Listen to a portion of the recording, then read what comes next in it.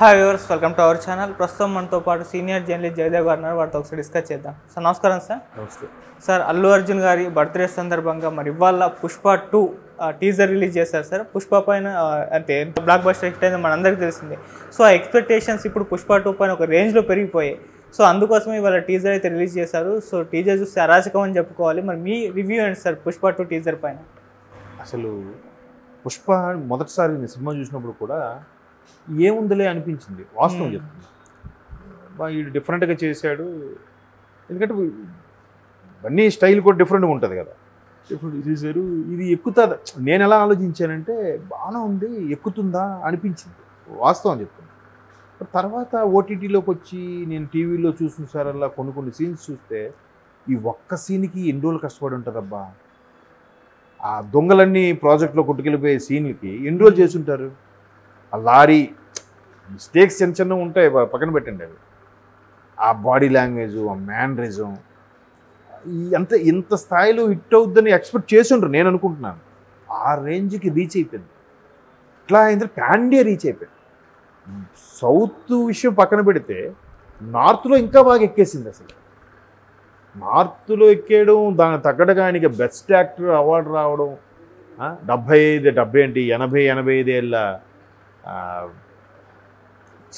తెలుగు సినీ పరిశ్రమలో ఒక మొత్తం అన్నట్టు ఫస్ట్ టైం రావడము, దట్టు పుష్పకి రావడము, బన్నీకి రావడం, ఎలాగ ఒక రకమైన ఇమేజ్, ఒక ఐకాన్ స్టారు, స్టైలిష్ స్టారు, రకరకాల ఇమేజ్లు, ఆ డీగ్రామలైజ్ రోలు, బాడీ లాంగ్వేజ్, ఆ మనిషి జుట్టు, తర్వాత మాట తీరు కంప్లీట్గా. అంటే మరి నార్త్ వాళ్ళు ఎంతవరకు యాక్సెప్ట్ చేసేదిలే కానీ మన తెలుగు వాళ్ళకు మాత్రం పొగూరు గుండెలో పెట్టించినట్టు ఆ యాక్సెంట్కి నేనైతే ఫిదా అయిపోయాను. అవును, పుష్ప అనుకుంటే ఫ్లవర్ అనుకుంటే వ్యాన్, ఆ సాంగ్ అలాగే భలే వెళ్ళిపోయింది. సినిమా వెళ్ళిపోవడంతో ఇంక ఎక్స్పెక్టేషన్స్ ఎక్కువైపోవడంతో దానికి మన ఫిజిక్స్ మాస్టర్, లెక్కల మాస్టారు మరి కాస్త టైం తీసుకొని చెక్కుతూనే ఉన్నాడు. ఆయన 3 ఏళ్ళు అయింది అనుకుంటా కదా పుష్ప వచ్చి. పుష్ప 2 ఇప్పుడు ఎట్టకేలకు August 15th అని ఈ ట్రైలర్లో డేట్ కన్ఫర్మ్ చేశారు, because of icon star birthday సందర్భంగా. కాకపోతే ఇవాళ ట్రైలర్లో చూపించే సీన్స్ ఏవైతే ఉన్నాయో, ఆ గంగమ్మ జాతర తిరుపతిలో ఫేమస్, అది గంగమ్మ జాతర. జనరల్గా చాలామంది మొక్కుకుంటారు, ఆడవాళ్ళు వేషం వేసుకొని, మగవాళ్ళు ఆడవాళ్ళు వేసుకుని, వాళ్ళు ఎక్కువగా పెళ్ళిళ్ళు అవని వాళ్ళు, అలాంటి వాళ్ళు ఎక్కువగా, లేదంటే జీవితంలో స్థిరపడని వాళ్ళు, మంచి ఉద్యోగం అలాంటి వాళ్ళు కంప్లీట్గా. అసలు నేను ఒక ప్రైవేట్ వీడియో కూడా చూశాను, సినిమాకి సంబంధం లేనిది. ఒక్కొక్కరైతే అమ్మాయిల్లాగా ఎంత అందంగా ఉన్నారో, అబ్బాయిలే, వాళ్ళందరూ అబ్బాయిలే. ఆ గంగమ్మ తల్లికి మొక్కుకోవడం వల్ల ఆ విధంగా ఆడవాళ్ళ వేషం వేసుకొని గెటప్ వేసుకొని ఉంటారట. సో ఇది ఫస్ట్ ఒక పోస్టర్ రిలీజ్ చేశారు మనం చూసినట్టు. ఆ పోస్టర్ చూసేసరికి ఇది పుష్ప, ఇది మొత్తం బ్లూ షేడ్ పెయింట్ వేసేసుకొని మొత్తం ఉన్నారు, ఎవరు ఏంటి అని అన్నట్టుగా అనిపించింది. దాని మీద అప్పుడు బాగా మంచి ఇది వచ్చింది, టాక్ వచ్చింది. ఇప్పుడు దాంతో చిన్న ఫైట్ పెట్టడం, ఆ టీజర్ రిలీజ్ చేయడం, డేట్ని కన్ఫర్మ్ చేయడం, ఎక్స్పెక్టేషన్స్ భారీగానే ఉన్నాయి. బట్ ఆ ఎక్స్పెక్టేషన్స్ ఎంతవరకు రీచ్ అవుతారనేది let us wait and see. ఎందుకంటే ఒక్క రాజమౌళి గారికి తప్ప మిగతా ఎవరికి కూడా పార్ట్ 1, పార్ట్ 2కి వచ్చేసరికి ఆశించినంత విజయం దక్కలేదు. ఆడే ఇప్పుడు కేజీఎఫ్ 2 ఎందుకో ఒక హైప్ వచ్చేసింది, కానీ కేజీఎఫ్ 1 స్థాయిలో ఆడలే. బాహుబలి మళ్ళీ 1, 2 కొంచెంగా ముందు అనిపించింది, కానీ తర్వాత బాగా ఎక్కేసింది. చూద్దాం మరి సుకుమార్, లెక్కల మాస్టారు ఏ స్థాయిలో తీసుకెళ్ళిపోయారు. ఆల్రెడీ ఆయన ఇక్కడ తీసుకొచ్చి పెట్టాడండి ఆయన సినిమాని. ఆ కాస్త 2-3 మెట్లే ఉన్నాయి పుష్ప 2కి, దట్టు రూల్ అని. ఆయన ఆల్రెడీ మనం ఫస్ట్ హాఫ్ క్లైమాక్స్ చూస్తే ఒకటి మిస్ అయింది పుష్ప అంటాడు ఆయన, పోలీస్ ఆఫీసర్. అంటే వాళ్ళిద్దరికి ఇష్యూ అయ్యి అలాగా కట్టుబట్టలతో ఉండిపోవడం, అక్కడే క్లైమాక్స్ పెట్టేశారు. ఏంటంటే నెక్స్ట్ పుష్ప 2 ఉందని జస్ట్ వేశారు, ఉంటుందని కూడా అప్పుడు నాకు తెలిసి అప్పటికి ఇంకా కన్ఫర్మ్ కూడా కాలే. అవును, ఐడియా ఉందా మీకు? తర్వాత మరి ఒక హైప్ రావడము, చేస్తే బాగుంటుంది అనుకోవడము, తర్వాత పోలీస్ ఆఫీసర్గా ఫహద్ ఫాసిల్ గారు చేయడము. ఆయన కూడా ఎక్స్ట్రాడినరీ యాక్టర్, మనిషి ఇంతే ఉంటాడు కానీ సూపర్ యాక్టర్. మనం అదేంటది కమల్ హాసన్ గారి సినిమా చూసినా కూడా, ఆ తర్వాత కొన్ని వచ్చే సినిమాలు, అవి ఒక పొలిటికల్కి సంబంధించి డబ్బింగ్ సినిమా వచ్చింది, అది కూడా చూడండి, చాలా బాగుంటుంది సినిమా. అంటే అంత బాగుంటుంది ఆయన పెర్ఫార్మెన్స్. సో ఆయన అది చేయడము, బాగా హైప్ వచ్చేసింది.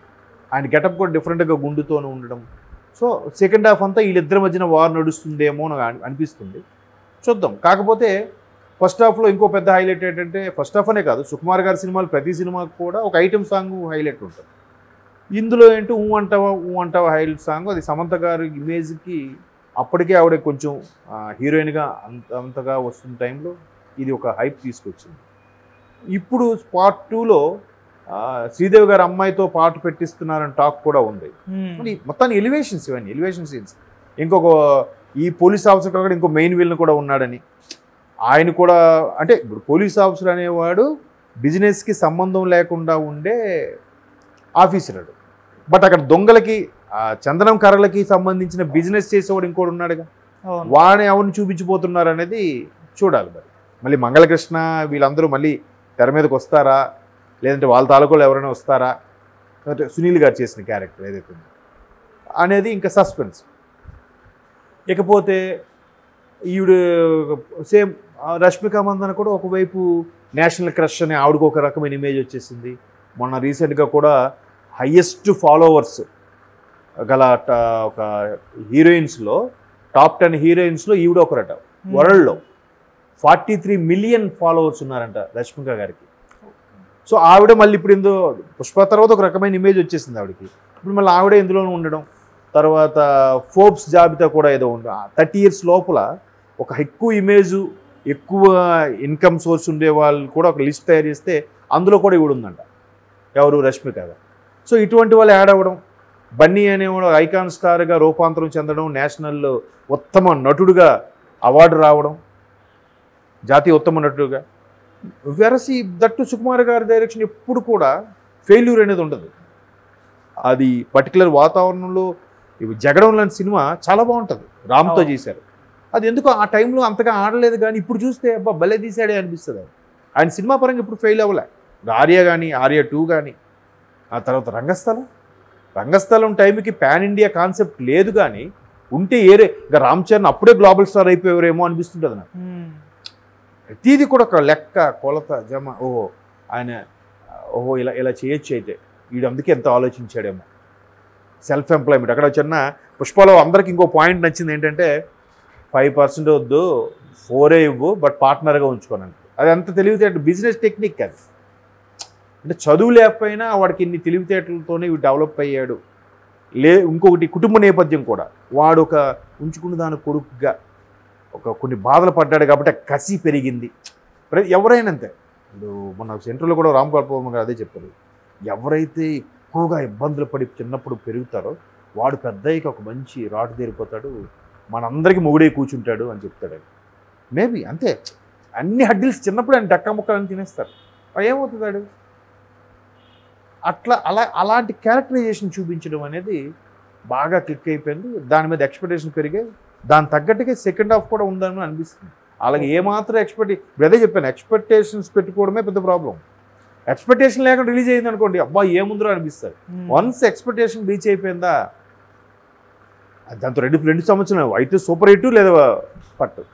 మామూలుగా అయితే హిట్టే, పర్వాలేదు, బాగానే ఉంటుంది. ఎక్స్పెక్టేషన్స్ ఎక్కువైపోతేనే ప్రమాదం. బట్ దాని తగ్గట్టుగా 3 ఏళ్ళు గ్యాప్ తీసుకున్నారు కాబట్టి ఆ డోసేజ్ పెంచుంటారని నేను అనుకుంటున్నాను. Okay sir, thank you so much sir.